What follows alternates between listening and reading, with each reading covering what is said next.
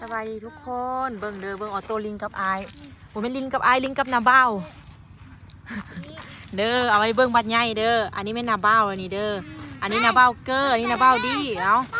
เอาลิ้นดินลิ้นทรายมักสุดเลยนี่ลิ้นดินลิ้นทรายคักสุดโอเคเบิ่งไอพาลินโอ้เพิ่นก็มักเลยนี่นะลิ้นน้ำไอคักอยู่ออโต้คักออโต้กับว่าคักอยู่ว่าซั่นคุณน่ะมึงสภาพออโต้ก็ได้เอาเสื้อเอาเสื้อนี้เอาซ่อนน้องเอาเสื้อนี่นุ่งน้องกูเอาใส่อะไรนี่เป็นอะไรมึงไหมเสื้อคันนี้คักค่ะแล้วอีแม่จะพาไปล้างมือมาฮะรถมาหมอตู้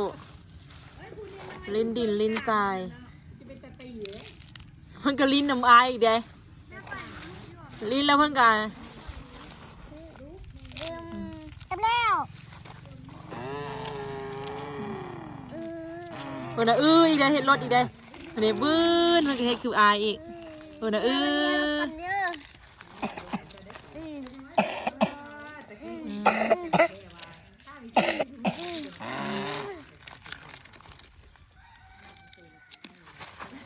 ตามคันน้อยมาแล้วไทยลองสาร100%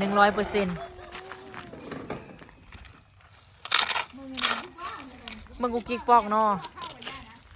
พาออโต้มาลิ้นในบ้านมือนี่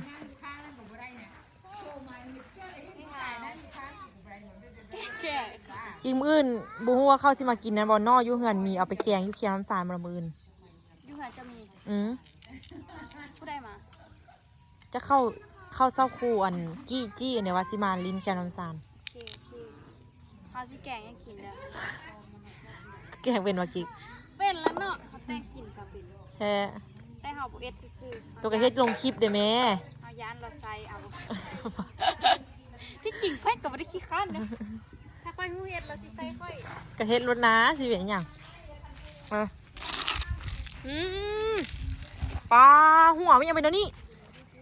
ฮะอาบน้ำอีกได้นี่นะเมื่อนี่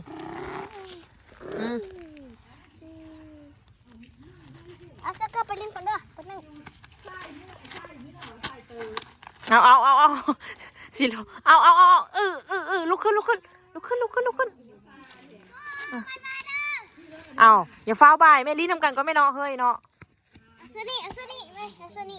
เอาเสื้อคือไอ้บอกไว้เอาใส่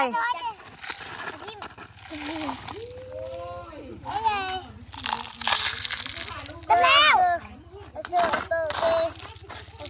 จำแล้วไปบินก่อนรถจกข้าวมันนี่วิธีชนบทนี่แหละวิธีชนบททุกคนเล็กน้อยเขากับซีลิงกันประมาณนี้แหละเมื่อออโต้เอาไปอาบน้ำไม่เดี๋ยวออโต้นี่อาบน้ำมาแล้วนี่แต่ว่าต้องอาบอีกนี่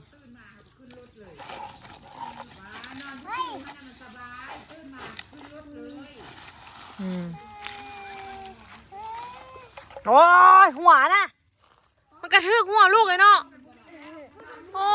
ไปจะอาบน้ำอีกแล้วเมื่อนี่โถมันเอาไส้หัวมันเองเนาะอายเนาะใส่ไว้รถอันนี้ก็ได้